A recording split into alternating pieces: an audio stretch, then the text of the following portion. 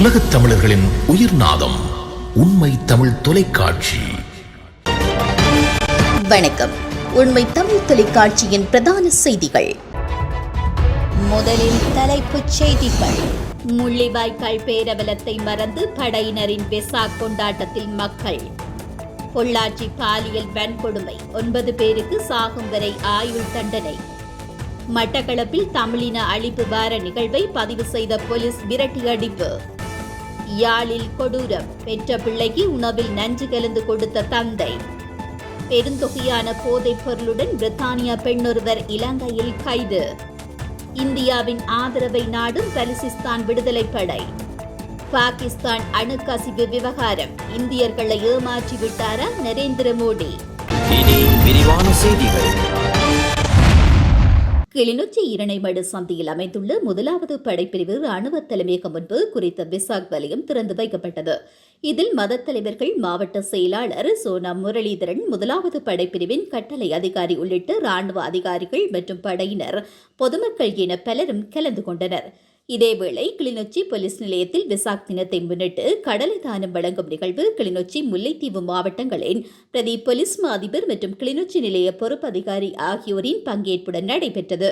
முள்ளிவாய்க்கால் வாரம் அனுஷ்டிக்கப்பட்டு வரும் நிலையில் முள்ளிவாய்க்கால் பேரவலத்தை நினைவுகூரும் வகையில் தமிழர் பகுதிகளில் முள்ளிவாய்க்கால் கஞ்சி வழங்கும் நிகழ்வு முன்னெடுக்கப்பட்டு வருகின்றமை குறிப்பிடத்தக்கது. தமிழின அழிப்பு வாரம் திங்கட்கிழமை மட்டக்களப்பு மாவட்டத்தில் உணர்வு பூர்வமாக ஆரம்பித்து வைக்கப்பட்டது. இந்த நிலையில் அங்கு சிவில் உடையில் வந்து மக்களை அச்சுறுத்தும் வகையில் புகைப்படம், வீடியோ எடுத்த போலீஸ் உத்தியோகத்தர், சிவில் சமூக செயற்பாட்டாளர்கள் மற்றும் பாராளுமன்ற உறுப்பினர்களால் எச்சரிக்கப்பட்டதைத் தொடர்ந்து அங்கிருந்து வெளியேறினர். மட்டக்களப்பில் சத்ருகுண்டா நினைவு தூவி அருகில் தமிழின அழிப்பு வாரம் ஆரம்பித்து வைக்கப்பட்டது. இதன்போது அங்கு சிவில் உடையில் வந்த கொக்குவில் போலீஸ் நிலையத்தில் கடமையாற்றும் போலீஸ் உத்தியோகத்தர் என்று தெரிவிக்கப்படும் ஒருவர் அங்கு நடைபெறும் நிகழ்வுகளையும் வந்தவர்களையும் வீடியோ எடுத்தார். இது தொடர்பில் அவதானித்த சமூக செயற்பாட்டாளர், நாங்கள் அமைதியான முறையில் எங்கள் உறவுகளை நினைவு கூறும் வேளை ஏன் காணொலி எடுத்து மக்களை அச்சுறுத்துகின்றீர்கள் என்று கேள்வி எழுப்பினார். இதன்போது அங்கிருந்த பாராளுமன்ற உறுப்பினர் ஸ்ரீநாத்தும், உங்களுக்கு இவ்வாறான செயற்பாடுகளை யார் செய்ய சொல்லி அனுப்பியிருந்தார்கள் என்ற வகையான கேள்விகளை கேட்டபோது குறித்து போலீஸ் உத்தியோகத்தர் அங்கிருந்து சென்றுள்ளார். அரசாங்கம் இவ்வாறான நிகழ்வுகளை நடாத்துவதற்கு தடைகளை விதிக்காத போதிலும் போலீசார் நிகழ்வுகளை குழப்பும் வகையில் செயற்படுவதாக அங்கிருந்தவர்கள் விசனம் வெளியிட்டுள்ளனர். யாழ்ப்பாணத்தில் தனது 6 வயது பெண் பிள்ளைக்கு உணவில் கிருமி நாசினியை கலந்து ஊட்டிய தந்தை தலைமறைவாகியுள்ளார். குறித்த பெண் குழந்தை தற்போது யாழ்ப்பாணம் போதனா வைத்தியசாலையில் சிகிச்சை பெற்று வருவதாக காவல்துறையினர் தெரிவித்துள்ளனர். இந்த சம்பவம் யாழ்ப்பாணம் இளவாலை காவல்துறை பிரிவில் உள்ள உயிர்ப்புலத்தில் இடம்பெற்றுள்ளது. இச்சம்பவம் குறித்து மேலும் தெரிய வருகையில், 6 வயதான பிள்ளை உணவு உட்கொண்ட பின் வாயிலிருந்து பகுதியில் நுரையீரலியுள்ளது. குடும்பத்தினர் பிள்ளையை உடனடியாக வைத்தியசாலைக்கு கொண்டு சென்றனர். உணவில் கிருமி நாசினி கலந்து ஊட்டியதாலேயே பிள்ளை பாதிக்கப்பட்டது என தெரிய வந்துள்ளது. காவல்துறையினர் விசாரணைகளை ஆரம்பித்ததும் உணவூட்டிய தந்தை வீட்டை விட்டு தலைமறைவாகியுள்ளார். அவரை கைது செய்ய இளவாலை போலீசார் விசாரணைகளை மேற்கொண்டுள்ளனர். 460 மில்லியன் ரூபாய் பெறுமதியுடைய ஒரு தொகை போதைப் பொருளுடன் பிரித்தானிய பெண்ணொருவர் இலங்கை கட்டுநாயக்க விமான நிலையத்தில் கைது செய்யப்பட்டுள்ளார்.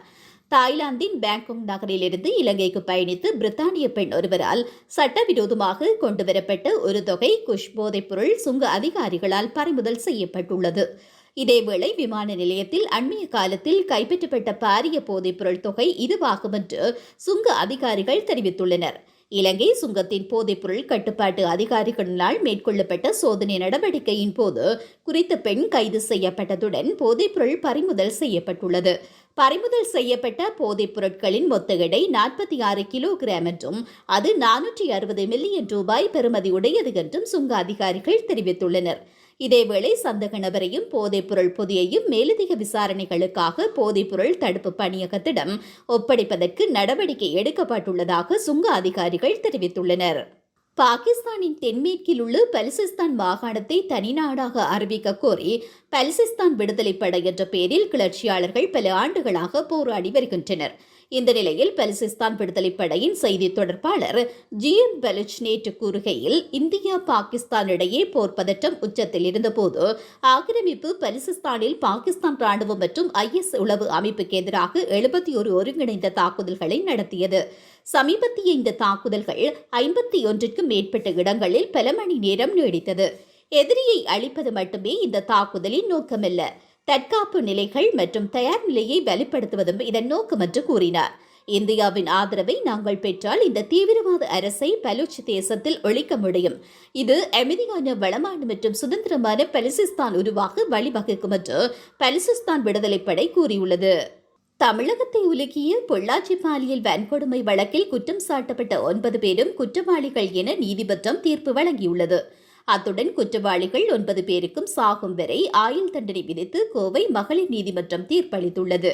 பொள்ளாச்சி கூட்டு பாலியல் வன்கொடுமை வழக்கில் குற்றம் சாட்டப்பட்ட 9 பேரும் குற்றவாளிகள் என்பதுடன் அவர்கள் அளித்த ஆதாரங்கள் தொழில்நுட்ப உதவியுடன் மீட்கப்பட்டதால் குற்றம் நிரூபிக்கப்பட்டது என தீர்ப்பில் குறிப்பிடப்பட்டுள்ளது.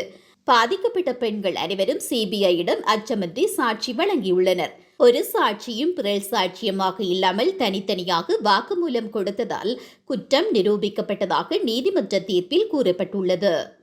மீண்டும் தலைப்புச் செய்திகள். முள்ளிவாய்க்கால் பேரவலத்தை மறந்து படையினரின் வெசாக் கொண்டாட்டத்தில் மக்கள். பொள்ளாச்சி பாலியல் வன்கொடுமை, 9 பேருக்கு சாகும் வரை ஆயுள் தண்டனை. மட்டக்களப்பில் தமிழின அழிப்பு வார நிகழ்வை பதிவு செய்த போலீஸ் விரட்டியடிப்பு. யாழில் கொடூரம், பெற்ற பிள்ளைக்கு உணவில் நஞ்சு கலந்து கொடுத்த தந்தை. பெருந்தொகையான போதைப் பொருளுடன் பிரித்தானியா பெண்ணொருவர் இலங்கையில் கைது. இந்தியாவின் ஆதரவை நாடும் பலுசிஸ்தான் விடுதலைப் படை. பாகிஸ்தான் அணுக்கசிவு விவகாரம், இந்தியர்களை ஏமாற்றிவிட்டாரா நரேந்திர மோடி? இத்துடன் இந்த செய்திகள் நிறைவடைகின்றன. மேலதிக செய்திகளை தெரிந்து கொள்ள உண்மை தமிழ் தொலைக்காட்சியோடு இணைந்திருங்கள். வணக்கம். உலகத் தமிழர்களின் உயிர்நாதம் உண்மை தமிழ் தொலைக்காட்சி.